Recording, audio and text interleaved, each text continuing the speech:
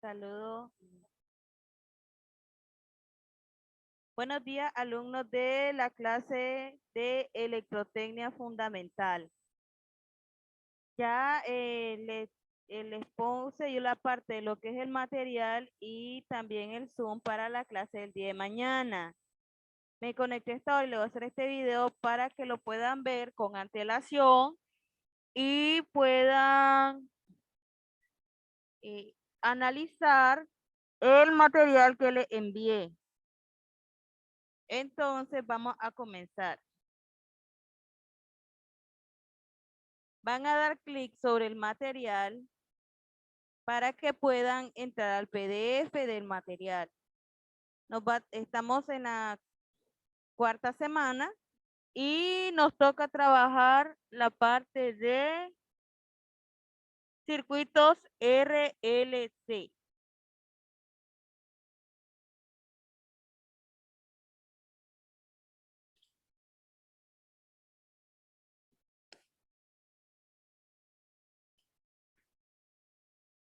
Entonces, este es el material que ya le envié y el tema ya son circuitos RLC, voltaje y corriente instantánea, la representación gráfica para esto, el análisis fasorial, la relación energética y el factor de potencia para él. Entonces, ¿qué tenemos? Que tenemos dos tipos de circuitos RLC. Tenemos los que son en serie, donde aquí tendríamos la fuente de voltaje en alterna. Tenemos una resistencia, pueden ver, un capacitor y un inductor. Y aquí la tenemos en alterna, donde tendríamos el capacitor, el inductor y la resistencia.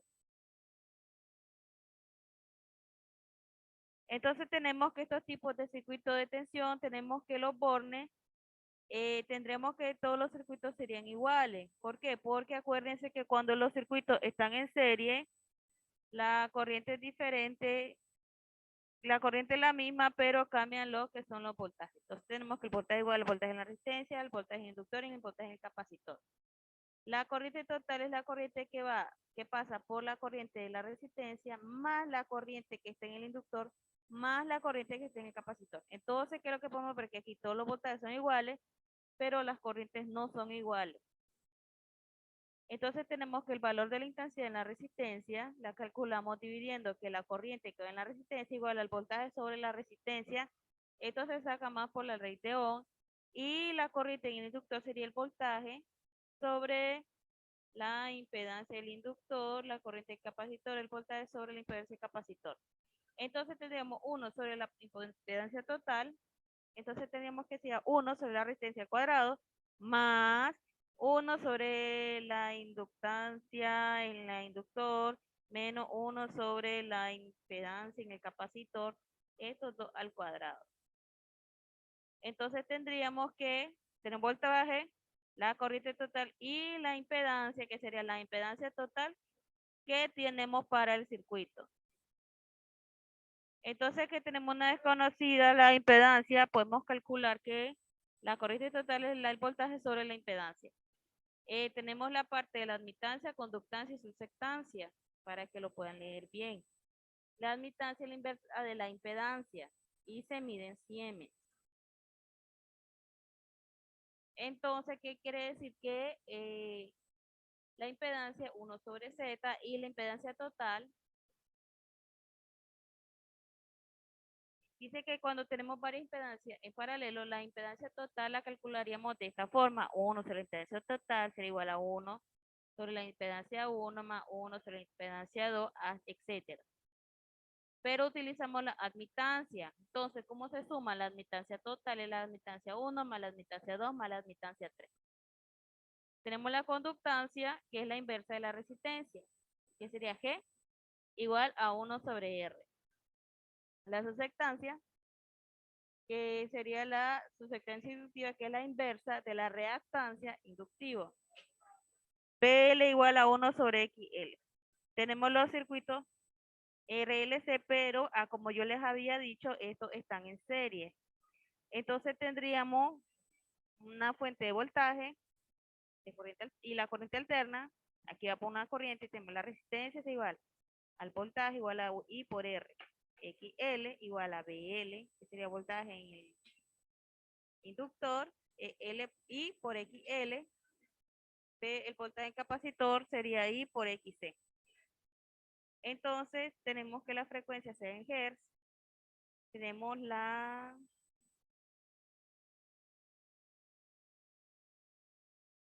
que sería 2 pi por radianes al cuadrado. Cuando me acuerden se lo digo. Entonces, X es 1 sobre WC, donde XL es W por L. Esta es la frecuencia angular P, que me acordé, 2 pi por F, que sería radianes sobre segundo.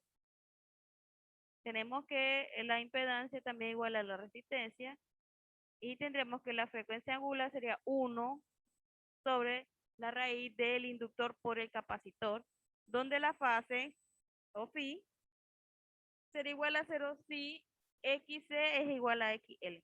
Aquí en esta parte de aquí tendríamos un inductor, el capacitor, cómo ellos estarían reaccionando en su diagrama fosiliar, porque me está haciendo la parte imaginaria para él. Entonces seríamos que XL sería igual a la parte imaginaria por la frecuencia angular por el inductor. Tengo una resistencia que da la parte real. Tengo XC que sería menos, que sería J, entre la frecuencia angular por el capacitor, que sería 1 sobre la parte imaginaria de la frecuencia angular por el capacitor. Entonces tenemos que en los circuitos de RLC, la resistencia o circuitos de RLC, la resistencia capacitor de inductores está a un ángulo en desfase que incluso este desfase podría llegar a 0. Aquí tengo la reactancia capacitiva, que sería picofaradio, la reactancia, la velocidad angular, la inductancia y la impedancia inductiva. Estas son fórmulas para que entiendan un poquito mejor de lo que se está hablando en el momento que estamos tratando con los circuitos en corriente alterna. Tenemos el ángulo de fase entre tensión y corriente, donde phi sería igual al cotangente de XL menos XC sobre la resistencia. Tendremos que la corriente máxima sería igual a la del voltaje máximo entre la impedancia. La corriente eficaz sería la corriente máxima entre la raíz de 2. Las combinaciones para el circuito RLC, donde se combinaría así lo que son la resistencia, la capacitancia y la inductancia. Entonces tendremos que la tensión resultante es la función de 3 tensiones, donde tenemos una tensión total, un voltaje total, adelantada la corriente donde XL sería mayor que XC, si atrasada, si XC es mayor que XL y estará en fase si XC es igual a XL. Tenemos la potencia en corriente alterna, que ya hemos estado hablando en clase anterior. Tenemos la potencia activa, que es la energía consumida en el circuito. La reactiva, que es la potencia creada para crear campos magnéticos y eléctricos. Y la parte de potencia aparente, que es la suma o forma vectorial de las potencias activas y reactivas. Tengo la parte de la resonancia, para que lo puedan ver, que es la resonancia en serie y las fórmulas para la resonancia en serie. Tenemos los circuitos RLC en paralelo, donde tenemos que él trabaja con un triángulo de intensidades, o sea, de corriente, la intensidad en la resistencia, que es la resultante en el eje Y, que es diferente en la intensidad en la bobina y la intensidad en el condensador. Si eso hace por un triángulo Pitágoras, sería que la corriente total sería igual a la corriente en la resistencia cuadrado más la corriente del inductor menos la corriente del capacitor, todas ellas al cuadrado. Donde dice que se puede despejar la intensidad total y tendríamos, acuérdense que cuando están al cuadrado, para sacar el cuadrado se pasa raíz a los dos lados y ya me quedaría I total, o no I cuadrado, porque lo que yo quiero conocer es la corriente total. Dice que mediante las raciones trigonométricas tendría que el ángulo phi ser igual a la corriente en la resistencia entre la corriente total. Tengo el triángulo de potencia en circuito paralelo donde nos dice que si llegáramos a multiplicar el triángulo de intensidades por las tensiones, entonces tenemos el triángulo de potencia para que lo puedan mirar. También aquí tenemos más un análisis matemático porque estamos hablando de la parte de Pitágoras. Y aquí hay un ejercicio resuelto. Dice, en un circuito RL en paralelo se han medido los siguientes datos. El voltaje de 200 voltios, la corriente amperio y la corriente en R es 1,6 amperios. O sea, piden el ángulo de fase entre la tensión y la intensidad Determinar la parte óhmica y la parte reactiva de la impedancia. Potencia activa y reactiva y aparente. Entonces dice que lo primero que vamos a comenzar, vamos a ver el ángulo de fase de la tensión y la intensidad. Entonces tendremos que el coseno de phi sería igual a la corriente en la resistencia entre la corriente total, donde el coseno de phi sería igual a 1,6, que mide la corriente en la resistencia entre 2. ¿Por qué 2? Porque la corriente total vale 2 amperios. Dice que es igual a 0,8. Entonces, como yo solo quiero el ángulo phi, acuérdense que cuando el coseno yo lo paso al otro lado de la igualdad, ese me hace un arco coseno o un coseno inverso, y entonces tendríamos que el arco coseno de 0,8 sería igual a 36,87 grados. Para mirar la parte óhmica y la parte reactiva de la potencia, entonces se hace de dos formas. A partir del triángulo de intensidades, entonces tendremos la corriente en la resistencia, aquí tendremos la corriente total, mi ángulo phi, y aquí tendría la corriente en el inductor menos la corriente en el capacitor. Entonces tendríamos que la resistencia total sería igual al voltaje entre la corriente en R. Como yo conozco mi voltaje, que era de 200 voltios, entonces tengo que la resistencia de 200 voltios entre 1,6 amperios que mide la corriente en R, que sería 125 voltios, ohmios. Entonces tendría que la corriente en el inductor sería la corriente total por el seno de phi. Sustituyendo, tendremos que la corriente en el inductor sería 2 por el seno. Acuérdense que la corriente total es 2 amperios por el seno de 36,587, que era el ángulo phi que me había dado. Entonces tendría que esto vale 1,2 amperios porque lo que estoy buscando es corriente y la corriente se da en amperios.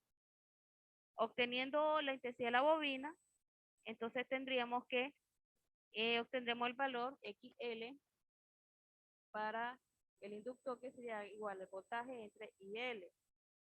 Entonces tendríamos que XL, o la parte reactiva, sería los 200 voltios que ya sabíamos que teníamos entre 1,2 que me dio aquí la corriente, que sería 166,66 ohmios. También hay otra forma que es con la admitancia, que sería comenzando con la impedancia, que sería el voltaje entre la corriente, 200 entre 2, 100 amperios. Seguimos en esta parte de aquí, después esta parte de aquí. Sería que la impedancia sería 200 entre 2, 100 ohmios.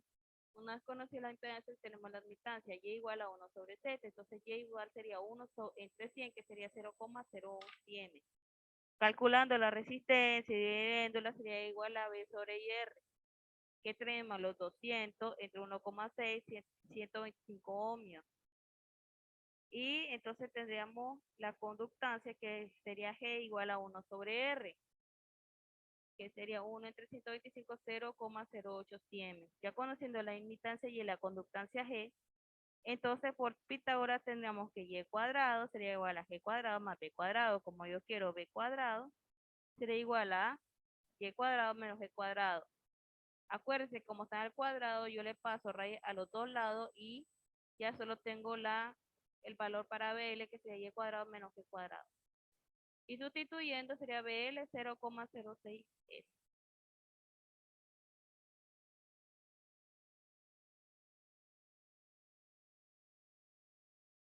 ver.